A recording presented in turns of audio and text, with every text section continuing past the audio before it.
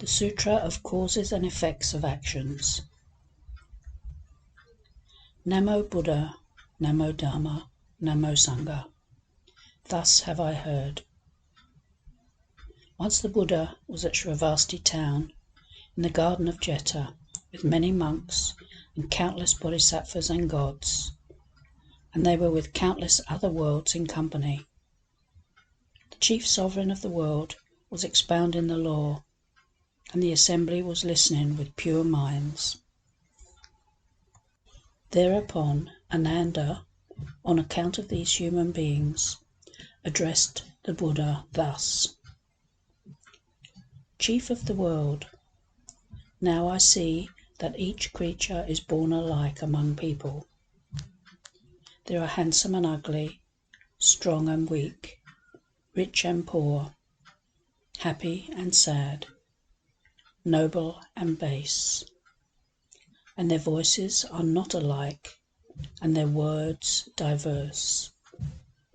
There is the person who at 100 years does not die, and there is one who dies at 30.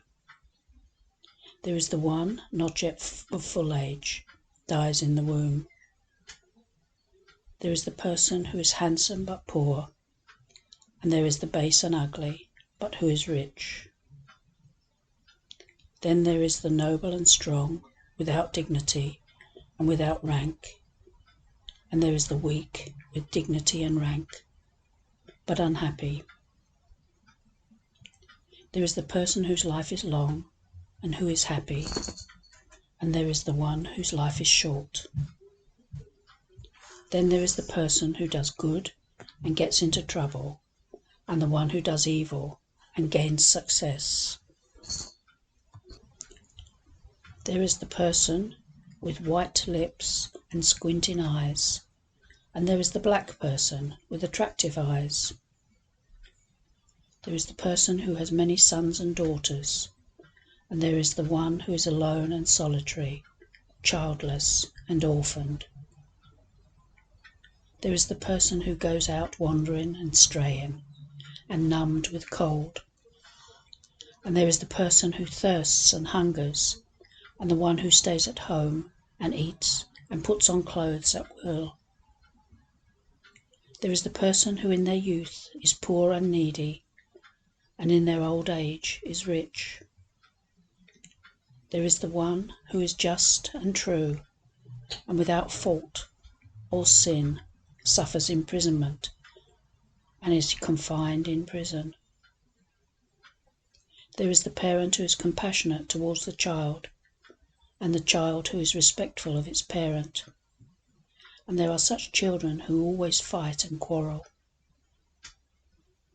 There are those who make their life and sustenance from everything without stint, and there is the one who has no house of their own and always stays in another's house. There is the person who dwells in desert country like a wild beast, and there is the person who is always settled with joy, and there is the one who endures servitude from evil. There is the one who is intelligent and clever, and one who is stupid and ignorant. There is the person who makes efforts and then gains, and there is the one who does not seek, and the thing itself comes. There is the rich person, but greedy and mean. There is the poor person who is generous, and there is the one who speaks gentle and fine words, and there is the one who speaks words as if they were pricking with thorns. There is the person dear to all, and with whom all have dealings, and there is the one who is hateful to all, so that they avoid them. There is the person who is compassionate towards all living beings, and there is the person who likes killing. There are those who seek and find and rejoice, and there is the one with whom people chase out. There are the mothers-in-law and daughters-in-law who hate one another, and brothers' wives dear to each other. There is the person who likes to hear the word of the law, and there is the person who hears the Sutra and sleep comes upon them. There is one who understands neither law nor rule, and there is the one who has love for the doctrine. And there are also those, like both animals and other beings of different forms. Now, O Lord, expound to us the causes and the effects, so that this great gathering may hear with pure minds and may go sincerely towards good actions. Then the Buddha spoke to Ananda thus: This question that you are asking, it is all on account of a previous existence, in which everyone's mind was not alike and equal. Therefore, in consequence, the retribution is of 1,000 and a myriad separate and different minds. Thus the person who in this world is handsome comes from a patient mind, and the ugly comes from amid anger. The needy come from meanness. The height and noble comes from prayer and service, and the lowly and base comes from pride. The great and tall person comes from honour and respect, and the short-legged person comes on account of contempt. The person who hinders the bright splendour of the Buddha is born black and thin, and the one who tastes the food of the fast is born deprived of food. The person who is too sparing of fire and light is born infirm. The one in whose eyes fault always appears is born night blind. The person who slanders the law is born dumb, and the person who does not want to hear the law is born deaf. The one who likes to gnaw bones is born gap-toothed, and the one who makes perfume of the Buddha, a foul perfume, is born with obstructed nostrils. The person who angles fish is born hare-lipped. The person who touches the image of the Buddha with his garment is born red. The one who plucks pig's bristles is born with greenish hair. The one who pierces the ears of living beings is born with pierced ears. The person who puts the image of the Buddha in that porch where there is smoke is born black. The one who sees their teacher and does not rise is born paralyzed. The one who goes out of the house of Buddha and turns his back on the image of the Buddha is born hunchbacked. The one who sees the Buddha and does not pay homage, but merely taps his forehead from afar, has a dent in his forehead. The person who sees his master or parents and lowers and turns away his head is born with a short neck. Then the person who has heart pains, it is because he pricks living beings. The person who has no eyebrows, it is because he harms the 3 jewels and takes another's wealth unjustly. The person who in winter gives cold food is born ill with asthma. The person who kills the babies of flying birds is childless, and the one who nourishes living beings has numerous children. The person who is compassionate is born long-lived, and the one who kills living beings is born short-lived. The one who gives gifts is born rich. The one who gives a gift of horse and carriage to the 3 jewels has many horses and carriages. Then the person who reads and asks about the Sutra is born intelligent, but the stupid person comes from an animal existence. The person who cannot stay in his place comes from among the apes. The one who binds the hands and feet of living beings is born paralyzed in hand and foot. The person who is of evil passions comes from snakes and scorpions. The one who keeps the precepts is complete in the 6 kinds of organ. But the person who breaks the precepts is incomplete in the 6 kinds of organ. The unclean person comes from the existence of pigs. The person who likes song and dance comes from among actors. The one who is greedy comes from dogs. The one who eats alone, their neck is goitrous.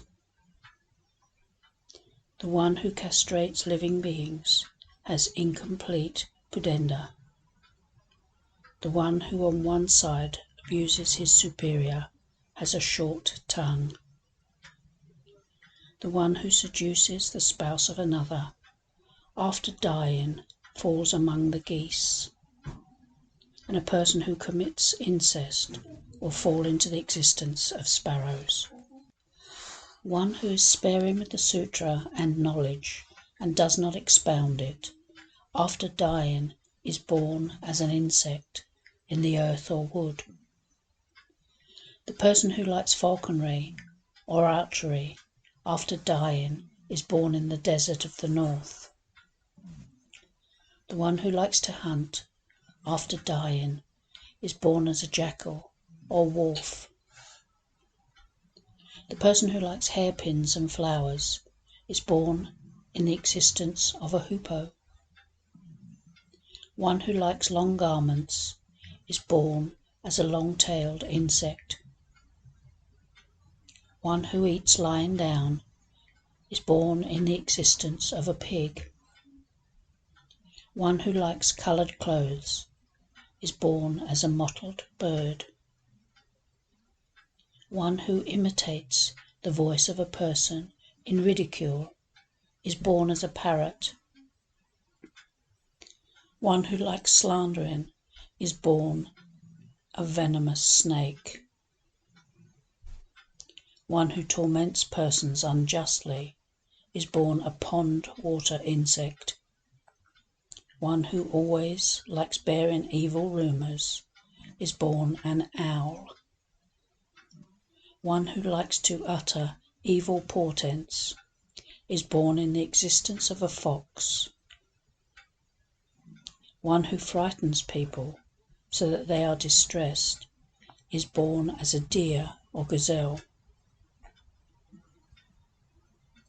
One who enters the Vihara wearing clogs is born an animal with whole hooves, and one who likes to break wind is born a stinking insect. One who gives a person measured food is born a woodpecker. One who steals the water of the ordained is born a fish or a turtle. One who soils the earth of the ordained is born an insect in excrement. One who steals ordained persons' property is born as a mule or donkey. The person who by force demands something on loan from an ordained person is born a pigeon. One who abuses the ordained is born an insect in the neck of an ox. One who eats the vegetables of the community of ordained persons is born an earthworm. Whoever consumes the property of ordained persons is born a long-lived insect, which itself goes into the fire. One who enters the Vihara with bone hairpins stuck on his head is born as a long-beaked bird. One who at home smears white on his face and adorns it, and enters the Vihara, is born a red-beaked crow. One who enters the Vihara with coloured clothes is born a yellow bird. If a husband and his wife lie the night in the Vihara, he is born a pigeon. The person who sits upon the stupa of the Vihara is born a camel. One who enters the chamber of the Buddha with boots or shoes is born a frog. One who in the place where the law is uttered has done another thing is born as a singing bird. He who defiles pure nuns will fall into the iron hell, where a myriad wheels with knives will descend upon his body and cut it all up. Thereupon Ananda addressed the Buddha thus: As the Buddha has explained, one who may be at fault in anything concerning ordained persons, it is very serious. If it be so, how then will the donor enter the vihara for worship and for reverence and prayer? The Buddha said to Ananda, the person who enters the monastery may have a mind of two kinds, one with good thoughts, the other with evil thoughts. Now the person who enters with good thoughts is such that if that person sees the Buddha, he pays homage. If he sees an ordained person, he pays respect, asks for an explanation of the Sutra and precepts, begs forgiveness, does not spare his wealth, and strives for the 3 jewels. He does not spare himself or his life, and supports the great law. When such a person walks one step, paradise comes to him, reaching him itself, and he has the same retribution, and is called an altogether eminent person. But the person with evil thoughts is such that when he enters the vihara, he will beg something from the Sangha, seek out the sins of the ordained, and cause them torment, eat the food of the Sangha, and have no shame of them. When such a person dies, he falls into the hell of heated iron lumps, where there is cauldron and furnace, the mountain of knives and trees of swords, and there is no place anywhere which he will not reach. Such a person is an entirely inferior one. The Buddha said to Ananda, later such a time will come. Tell the disciples that they should take good heed of the 3 jewels, and not be at fault, and strive in good deeds, and not make a retiring mind. For those who believe the words of the Buddha, when Maitreya Buddha shall go out into the world, will at once find salvation, have no doubt of it. The Buddha said, those who do violence to people and confiscate their clothes fall into the hell of glaciers and are reborn among silkworms, which are continually boiled and skinned. After death, the person who does not wish to light a lamp for the Buddha image and the Sutra falls into the dark black hell in the middle of the mountain of the iron enclosure. One who kills and cuts up living beings falls into the hell of the mountain of knives and the trees of swords. The person who is the hunter of game and both shoots with the bow and trains a falcon and dog falls into the hell of the iron tree. It is a great sin to be a hunter. One who has illicit desires falls into the hell of brazen columns and falls into the hell of iron beds. He who has many wives falls into the hell of iron millstones. She who has many husbands falls into the hell of ferocious snakes. One who cooks chickens falls into the hell of burning ash. One who with boiling water skins living beings falls into the hell of boiling cauldrons. One who castrates living beings falls into the hell of stone spikes. One who is a drinker of beer falls into the hell of brass. One who is an eater of meat falls into the hell of excrement. One who eats raw fish falls into the hell of the forest of knives and the tree of swords. If the stepmother slanders the son of the first mother, she falls into the hell of the fire chariot. One who is deceitful and brings trouble and turmoil falls into the hell of the iron plowshare. One who is abusive falls into the hell of tongue pulling out. One who is a liar falls into the hell of iron nails. One who slaughters animals and sacrificing them to a god falls into the hell of iron pestles. She who is a sorceress and speaks demonic words and makes fools of other people and takes their property falls into the hell of the mountain of flesh. The sorceress who shuts her eyes and with lies says, "I shall go up so as to summon the souls," falls into the hell of cutting through the waist. He who is a sorcerer so as to teach other people to kill and to slaughter animals, to ask favours of the great God, of the spirit of the 5 roads, of the local god, and of the queens, and all those who are deceivers and make fools of people. After dying, they fall into the hell of cutting with axes, where the demons of hell begin to chop them up, and iron-beaked birds peck out their eyes.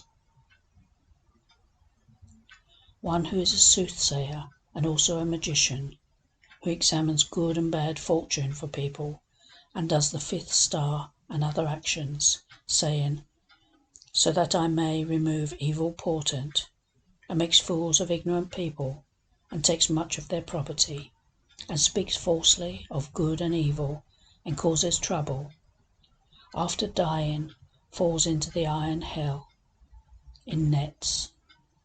Many birds gather and eat his flesh down to the bones and marrow, and this person endlessly suffers an evil punishment. He who is a physician and cannot make people better, and by fraud and lies takes the property of others, falls into the hell of burning iron, where the fire is lit on all his body. The person who breaks and damages the stupa of the vihara, and is opposed to the ordained, and is not perfect with mother and father, after dying both falls into the worst hell and reaches everywhere in the 8 kalpas, and thereafter goes out. If that person then meets with a good counsellor, he will produce the thought of a bodhisattva, but if one does not meet one, then accordingly he falls back into hell.